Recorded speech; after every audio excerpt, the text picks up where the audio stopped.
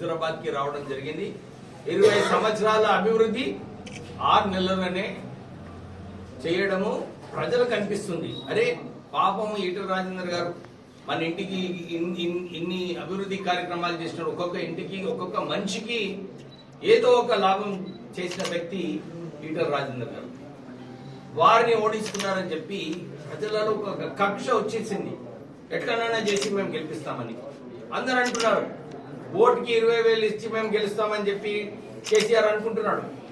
కానీ హుజూరాబాద్ ప్రజలందరూ కూడా ఈ ఎలక్షన్, ఎందుకంటే తెలంగాణ వ్యాప్తంగా ప్రజలందరూ చూస్తున్నారు.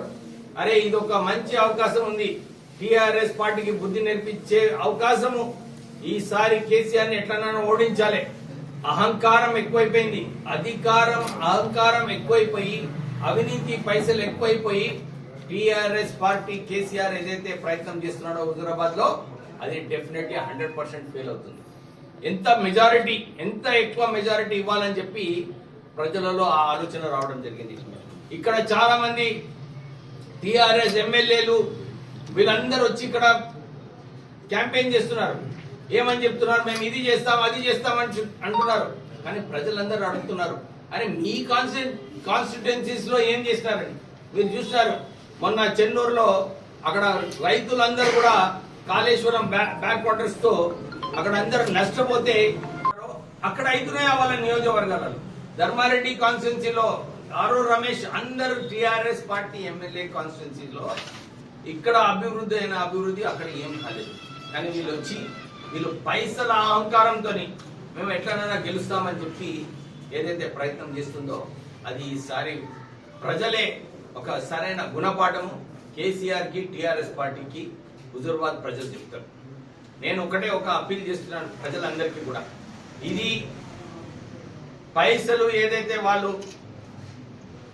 ఈ రాష్ట్రాన్ని పైసలతోని ఓట్లు కొని ప్రజాస్వామ్యంని కూని చేయాలని ఏదైతే ప్రయత్నం చేస్తుందో టిఆర్ఎస్ పార్టీ, ఈ ప్రజల బాధ్యత కూడా మనము ఈ అవినీతి చేసి ఓట్లు కొనటానికి ఏదైతే వారి ఆలోచన ఉందో దాని వ్యతిరేకంగా ఈసారి ఓటు వేయాలని చెప్పి హుజూరాబాద్ ప్రజలకు మేము అప్పీల్ చేస్తున్నాం. ఎందుకంటే ఈ రాష్ట్రాన్ని సరైన దారిలో పెట్టేది అవసరం ఉంది.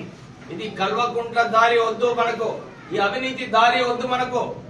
ప్రజలందరూ కూడా ఈ మెసేజ్ ఏదైతే కేసీఆర్ కి ఇవ్వాలనో, లేదు మేము నీ అవినీతి పైసలు వద్దు, నీ కుటుంబ రాజకీయాలు వద్దు, మాకు ప్రజాస్వామ్యం కావాలి, మాకు తెలంగాణ ఏదైతే మేము కొట్టాడి సాధించుకున్నామో ఈ తెలంగాణలో ఒక మంచి పరిపాలన కావాలని ఏదైతే ఆలోచించుకున్నామో అందరికీ ఉపయోగపడేలాగా మీరు క్యాంపెయిన్ ప్రభుత్వ స్కీమ్స్ తీసుకురావాలని ఏదైతే ప్రజలు ఆలోచించినారో దాని ప్రకారంగానే ఈ రాష్ట్రం నడుస్తుంది.